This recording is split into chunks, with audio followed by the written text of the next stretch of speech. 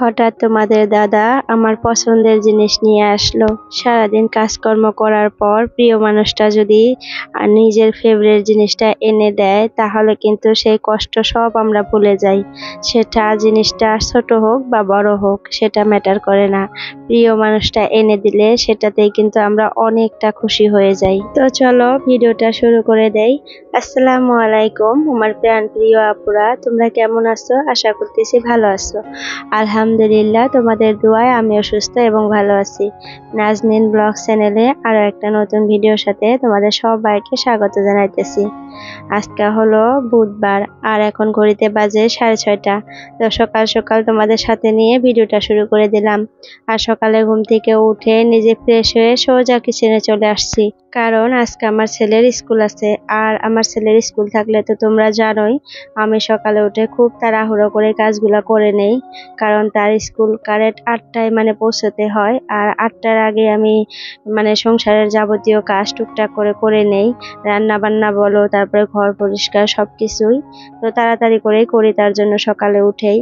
তো ঘুম থেকে উঠে ফ্রেশ হয়ে কিচেনে এসে আগে ছেলের জন্য ভাত বসিয়ে দিছিলাম আর এক পাশে পানি গরম দিয়ে দিছিলাম। দিয়ে তারপরে এখানে দেখো পেঁয়াজ আর আলু কেটে নিতেছি, কারণ আলু দিয়ে আজকে একটা সবজি রান্না করব। আর এখানে বহুতগুলা পেঁয়াজ কেটে নিলাম, তো সবজিগুলা কেটে নিতেছি। আর ছেলে মেয়ে হাজবেন্ড কেউই এখনো ঘুম থেকে উঠে হয়নি, তারা সবাই ঘুমিয়ে আছে, এখনো আমি ডাকি নেই। এখন 6:30টার মতো বাজে। তো এখানে সবজিগুলা কেটে নিয়ে তারপরে সকালের খাবারের জন্য আজকে রুটি বানাবো। সেটা তো আটাটা আমি মাখিয়ে রাখলাম, তোমরা দেখছোই হয়তো। ফার্স্টে আমি কিন্তু গরম পানি করে জগের মধ্যে একটু করে রাখি, আর যতটুকু বাঁচে অতটুকু দিয়ে কিন্তু আমি রুটির ডোটা বানিয়ে রাখি। তো এখানে সুন্দর করে সবজিগুলা কেটে রেখে টেবিলটা ভালো করে পরিষ্কার করে মুছে নিলাম। তারপরে এখানে দেখো সকালের খাবারের জন্য রুটি করতেছি, আর ছেলেকেও আজকে টিফিন দিয়ে দিব রুটি। তো যাই হোক, রুটিগুলা বানিয়ে নেই আর তোমাদের সাথে কিছু কথা শেয়ার করি। তো কয়দিন আগে যে আমার ছেলের বলছিলাম যে এক্সাম হইতেছে, তো এক্সামগুলো তো হয়েই গেছে। আমি এত কষ্ট করে পড়ানোর পর সে এক্সামগুলো সুন্দর করে দিছিল। তো তারপর এখন নাম্বারগুলো আবার দিতেছে। আর শনিবারের দিন প্যারেন্টস মিটিং আছে, আমি স্কুলে যাব। যদি পারি তোমাদের সাথে শেয়ার করব, ট্রাই করব আর কি। কারণ তোমাদের সাথে আমি যদি এগুলো শেয়ার না করি না, আমার কেমন জানি ভালোই লাগে না। অনেকটা কিন্তু কষ্ট হয়ে যায় মেয়ে ছেলেকে নিয়ে বাইরে গিয়ে ভিডিও করা। তারপরেও কেমন জানি মনে হয় যে কিছু একটা আমি মিস করতেছি, কাউকে কিছু একটা হয়তো আমি শেয়ার করতেছি না কারোর সাথে, এরকম লাগে। তো সেই ভাবনা চিন্তাটা যখন আসে না, তখন কিন্তু আমি অটোমেটিকলি ভিডিও করে নেই আর তোমাদের সাথে শেয়ার করে নেই। তো যাই হোক, নাম্বারগুলা বর্তমান ডায়েরিতে লিখে লিখে দিতেছে। তো এটা কিন্তু তোমাদের সাথে আমি শেয়ার করতে চাইছিলাম না, কিন্তু আমার কেমন জানি ভালো লাগতেছে না যে আমার আপুদের সাথে যদি আমি এটা শেয়ার না করি তাহলে ভালো লাগবে না। তারা হয়তো দেখছে যে আমি কত কষ্ট করে পড়াইছি আর সে এক্সামগুলা দিছে। তো মাশাআল্লাহ আমার ছেলে খুব সুন্দর করে পরীক্ষাগুলা দিছিল, আর এখন নাম্বারগুলা দিতেছে। তো নাম্বারগুলা আমি বলে দেই তোমাদেরকে। তো ইংলিশ 1-এ আমার ছেলে একটু নাম্বার কম পাইছে, কারণ এইবারের এক্সামটা একটু ডিফারেন্ট করে হয়েছে। আর ফার্স্ট এক্সাম ছিল ইংলিশ 1। তো আমার ছেলে ফার্স্ট তো অতটা বুঝে নাই, আর আমিও একটু পড়াইতে গন্ডগোল করে ফেলছিলাম। কারণ ওই যে অপশনাল কোশ্চেনগুলো যে থাকে, অপশনাল অ্যান্সার দেওয়া থাকে, তো কিতাবে যেভাবে আসছিল আমি ওইভাবে পড়াইছিলাম আর ভাবছিলাম যে অপশনগুলো দেখে হয়তো লিখতে হবে, কিন্তু সেটা আর কি দেয় নাই। এক্সামে অপশনগুলো দেয় নাই, ডাইরেক্ট অ্যান্সারটা লিখতে হয়েছে। তো সেটা আমি স্পেলিংগুলো আর কি মুখস্থ করাইছিলাম না, তো সেটার জন্য হয়তো 8-9 নাম্বার আর কি কেটে নিছে। তো যার জন্য আমার ছেলে 41 পাইছে 50-র ভিতরে। তো তারপরে যে এক্সামগুলো দিছে সবগুলাতে 50 পাইছে, আলহামদুলিল্লাহ।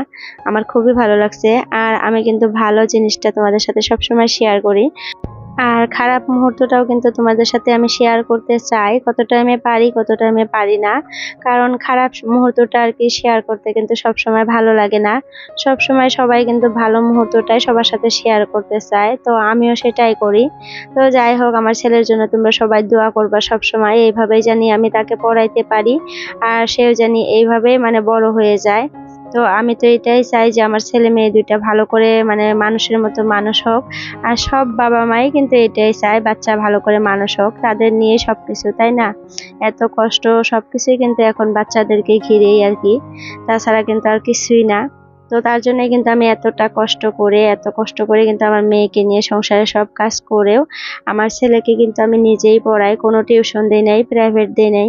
কারণ আমার ভালো লাগে না, আমার মনে হয় যে আমার মতো করে আর কি আমার ছেলেকে কেউই পড়াবে না, এটা আমার মনে হয়। তো জানি না কার কি মনে হয় আর এটাকে কিভাবে নিবে আর কি এই কথাটা। তো যাই হোক, সবসময় কিন্তু মা বাবা যেটা বাচ্চার জন্য চায় আর কি, চাইবে ভালোটাই চাইবে, কিন্তু খারাপটা কত মানে কোনো সময় চায় না। আর টিচাররাও কিন্তু মা বাবার পরে আর কি, এটাও আমি ভালো করে জানি যে মা বাবার পরে টিচার। তো টিচাররাও কিন্তু অনেকটা অবদান থাকে একটা সন্তানকে বা একটা শিশুকে ভালো শিক্ষা দেওয়ার জন্য।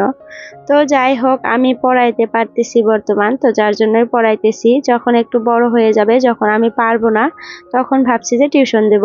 আর তখন সে বুঝতেও শিখবে আর কি, নিজের ভালোটা বুঝবে। এখন যেহেতু শিখে নাই ভালোটা বোঝা, তো আমাকেই তাকে হ্যান্ডেল করতে হয়, সব সময় ভালোটা বুঝাইতে হয়। তো যার জন্য আমি পড়াই এখন।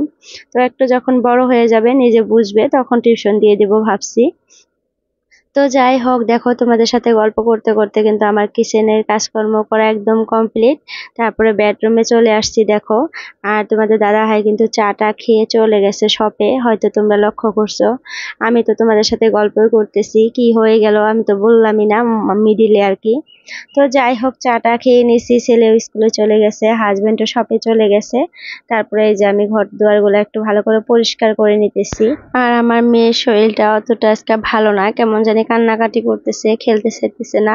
এত সুন্দর করে প্রত্যেকদিন খেলে, আজকে একদমই খেলতে চাইতেছে না, কেমন জানি খালি কান্নাকাটি করে আর পিছন পিছন ঘুরতেছে। মাথাটাও একটু গরম, এই দেখো কতটা মানে ডিস্টার্ব করতেছে, আমাকে কাজ করতেই দিতেছে না। তো আমিও কিন্তু তখন ভালো করে বুঝতেছিলাম না যে তার কি হয়েছে। তো একটু পর মাথায় হাত বুলিয়ে দেখি এতটা গরম হয়ে গেছে মাথাটা, এই দেখো। তো তারপর তো আমি কোলে করে নিয়ে কতক্ষণ বসেছিলাম যে কাজকর্ম করব না, হয়তো তার খুবই খারাপ লাগতেছে। তারপরে ভাবলাম যে কতক্ষণ বসে থাকবো, সব কাজ তো আমাকেই করতে হবে, আবার মেয়েকে একটু পরে খাওয়াইতেও হবে। আবার মিস্ত্রি ভাইয়ারা যেহেতু কাজ করতেছে, তাদেরকেও মানে চা খাইতে দিতে হবে। তো সবকিছু যেহেতু একাই হ্যান্ডেল করি, তো যার জন্য সময়টাও কিন্তু মেনটেন করেই কাজ করতে হয় সব সময়। আর তোমাদেরকে যে আমি ফার্স্টেই বলছিলাম যে আমার ফেভারিট জিনিস নিয়েছে আমার হাজবেন্ড, তো সেটা কিন্তু আমি শেয়ার করব, হয়তো লাস্টের ওইদিকে শেয়ার করতে পারি। আর যদি না পারি তাহলে মাফ করে দিও, অন্যদিন শেয়ার করব। তো ভাবতেছি যে শেয়ার করব আজকাই, যেহেতু ভিডিওটা খুবই বড় হয়ে যায়, তো যার জন্য কিন্তু আমি সবকিছু শেয়ার করতে পারি না কত টাইমে। আবার পরবর্তী ভিডিওতে কিন্তু আমি শেয়ার করে দিই, তোমাদের সাথে কিন্তু আমি শেয়ার করি। তো যাই হোক, এপাশে দেখো বেডরুমের কাজগুলা করে মেশিনে কিছু কাপড় ছিল বাইরে বের করে রেখে ভাবলাম যে আগে বাসনগুলা ধুয়ে নেই, মেয়েটাকে একজনের কাছে রেখে আসছি। তো ঘরটাও ঝাড়ু দিব, ঘরটা মুছবো, বাসনগুলা ধোবো, অনেক কাজ আছে এখনো। তো এখন চলো বাসন ধুতে ধুতে আমার মিষ্টি আপুদের কিছু সুন্দর সুন্দর কমেন্ট পড়ি। কালকে আমাকে অনেক আপুরা সুন্দর সুন্দর কমেন্ট করছিল, আর আমি পড়ে পড়ে রাখছি। তো এখন চলো শেয়ার করি তোমাদের সাথে।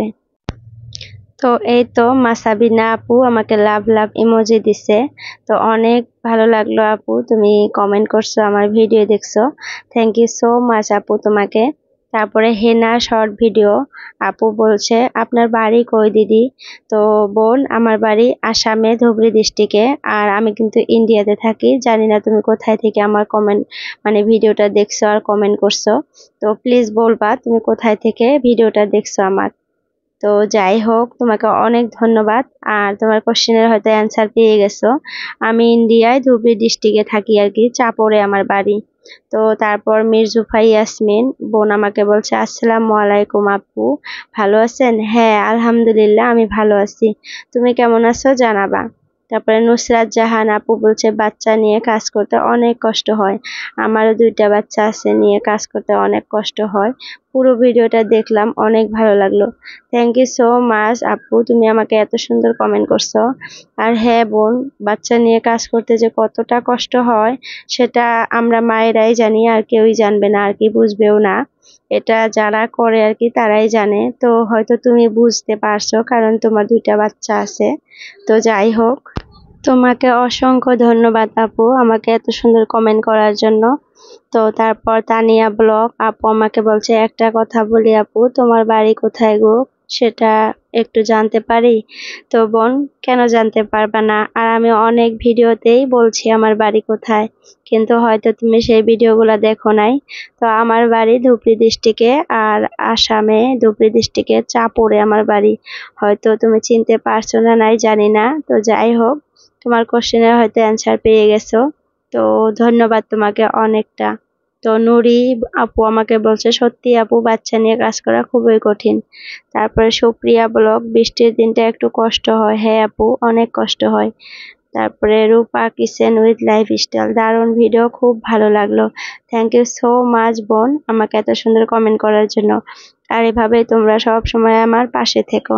তারপরে Assam village blog, nice video আপু, thank you so much. Sweety lifestyle, সত্যি আপু বাচ্চা নিয়ে কাজ করা অনেক কষ্ট। বৃষ্টির দিন আমাদের আরো কষ্ট হয় আপু, আমাদের ঘরে পানি উঠে যায়। ও তাই, অনেক কষ্ট হয় ঘরে পানি উঠলে, সেটা আমি ভালো করে বুঝতে পারি। আমাদের তো পানি ওঠে না, কিন্তু তারপরেও যখন পানি উঠবে তখন কতটা কষ্ট হবে বলো। তো যাই হোক, তোমার কমেন্টটা পড়ে খুবই ভালো লাগলো। থ্যাংক ইউ সো মাচ, আমার পাশে থেকো এভাবে সবসময়। শামিমা কিচেন হোম, সবকিছু মিলিয়ে খুব ভালো লাগলো আপু, ভিডিওটি লাইক দিয়ে দেখে নিলাম। থ্যাংক ইউ বোন, তুমি আমাকে সুন্দর একটা কমেন্ট করছো, তো তার জন্য। স্বপ্না দেবনাথ, খুব ভালো লাগলো আপু, থ্যাংক ইউ। ব্লগার মহুয়া, তারপরে হলো নুসরাত ভিলেজ লাইফস্টাইল। তো যাই হোক, অনেক আপুরাই আমাকে সুন্দর সুন্দর কমেন্ট করে। তো ভিডিওর এই পর্যায়ে এসে একটা কথা বলি আপুদেরকে, যদি কেউ নতুন আছেন আমার চ্যানেলে, প্লিজ চ্যানেলটা সাবস্ক্রাইব করবেন। তো যাই হোক, আজকে আপুর কমেন্টটা পড়তে পারলাম না। সবার কমেন্ট কিন্তু সব সময় পড়তে গেলে মানে সময় হয়ে ওঠে না। তারপরে পারুল পারুল, তারপরে সুন্দরবান ঘরকন্যা, তো মরিয়ম রেজা আপু, তোমাদের সবাইকে অনেক অনেক ধন্যবাদ। তোমরা আমার ভিডিও দেখো, এত সুন্দর সুন্দর কমেন্ট করো, আমার যে কত ভালো লাগে তোমাদেরকে কিন্তু আমি এটা বলে বুঝাইতে পারবো না। তোমরা যখন এই কমেন্ট গুলো করো, মনে হয় যে তোমরা আমার পাশেই আছো, আর আমার সাথে গল্প করে করে তোমরা এই কথাগুলো বলতেছে, এরকম লাগে আর কি। তো যাই হোক, দেখো আমি কিন্তু ঘরে সব কাজ করে উঠান টুঠান সব ঝাড়ু দিয়ে নিলাম, ঘরও মুছে নিলাম। তারপরে দেখো মিস্ত্রি ভাইদের জন্য চা রেডি করতেছি। তো চাটা মিস্ত্রি ভাইদেরকে দিয়ে তারপরে আমার মাটাকে নিয়ে এসে তাকে ঘুম পাড়াবো। তো আজকের জন্য এতটুকু, বাই বাই, আল্লাহ হাফিজ।